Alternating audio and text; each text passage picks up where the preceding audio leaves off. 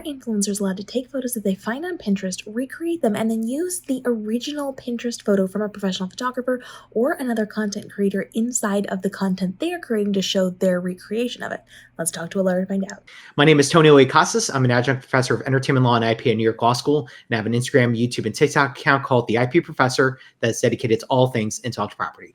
Tony, we see a lot of influencers creating really great content around photo shoots and photo shoot ideas on social media. But one of the things that we're seeing is people taking Pinterest photos and recreating them. And what they do is they grab the photo directly from Pinterest, they put it on screen in their TikTok or their Instagram or their YouTube short, and they say, I'm going to recreate this. And they show the Pinterest version, which was usually taken by a professional photographer or somebody else who is creating their own photo shoots, and then they're doing their own versions of this. Can they take the Pinterest version and legally show it in their video? So my answer is gonna lean more towards no, but there's a rationale to it. So you've heard it time and time again. I've talked about it ad nauseum. This is the kind of thing where your typical person that is not learned on the subject matter of copyright, even intellectual property at large, will always say, oh, this is fair use, no copyright infringement intended. And they'll wield out the 17 USC 107 card. They'll cite it in full verbatim in some form in the description or something. And all the while, they don't understand its general function. Understand that the fair use doctrine operates as a defense to copyright infringement so long as you're using someone else's copyrighted work for criticism, commentary, news reporting, teaching, scholarship, or research. More or less 6 permitted uses that are governed under the Copyright Act of 1976. There is no world where you can argue that showing the 4 corners, the entirety of a professional photographer's photo, slapping that on your video, using that as the impetus to recreate the photo, that could operate as a fair use of some sort.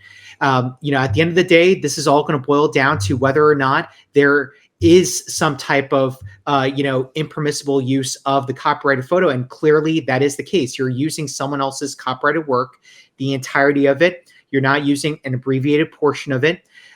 There's nothing in it that is transformative in nature. This is well settled case law. You could, there could be 2 photos that are substantially similar in sort of like the maybe minute elements, but the general feel of it could be deemed as 2 independent copyrights. This is the Rentmeester versus Nike case. If anybody is interested in reading it, this fascinating case about Michael Jordan's iconic Grand Jet pose that everybody knows him for Air Jordan led to a whole lawsuit about that.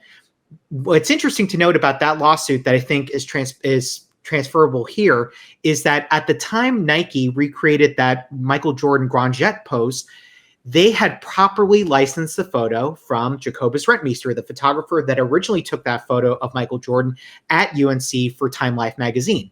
So if Nike did it the kosher way, surely I think there's expectation that everybody else should do it the kosher way.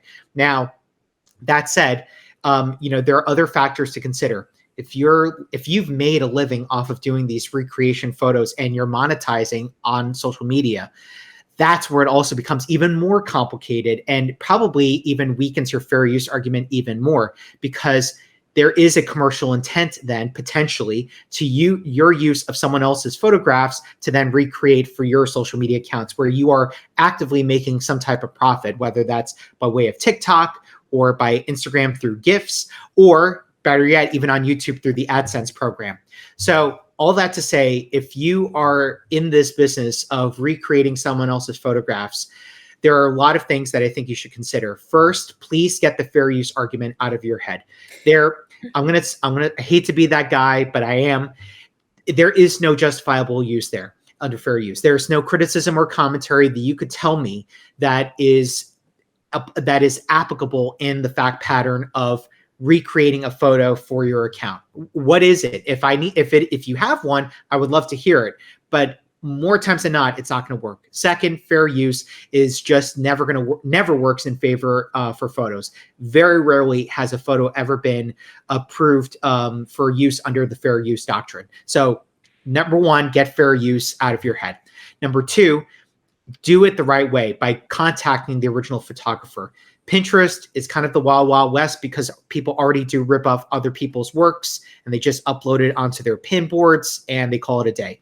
So maybe taking a screenshot of that photo and doing a reverse image search on Google or some other reverse image search website, finding the original photographer and contacting them for permission may be the way to go. Sometimes you could offer a gratis license. You say, can I get it for free? I'll offer credit or something like that. You're dealing with professional photographers, so more times than not, they're probably going to want a license fee. So that's something that is negotiable. I would say do anything and everything to get that necessary permission in writing that allows you to show their image that then you can recreate for entertainment purposes. And then finally, and probably the most important, contact a lawyer for any aspect of this phase of this content creation process, from asking a lawyer for their own independent guidance about using someone else's photograph to even the negotiation with that photographer if you've made contact with them and they're asking for a license fee that maybe is potentially high and way out of your budget. Having a lawyer is always going to be the best tool that you can have in your back pocket, because remember, lawyers act as advocates for their clients and they're going to advocate for you and your rights. They're going to be in the best position to understand how to handle the landscape with someone that may be a bit, they may have some type of conflict. They may have a bit of an attitude check, whatever it is. The lawyer is going to be your best advocate to put the best foot forward for you and succeed in a successful negotiation for you, the client. That would be the way to go. I highly caution people from using professional photographers' photos anyway, but more so, especially without permission, but more so in a circumstance like this is something where you have to be extra cautious. And when in doubt, just don't create that content. You are creative beings and you can come up with something similar, something a little bit different, something a little bit more unique if you don't want to go through the process of getting all of the clearances in order to do the content you're trying to create. Drop your questions down below. Tony's coming back for upcoming episodes to make sure we are staying legally protected in the influencer space. And as always, you can reach out to Tony and his social media. Tony, where can everybody find you?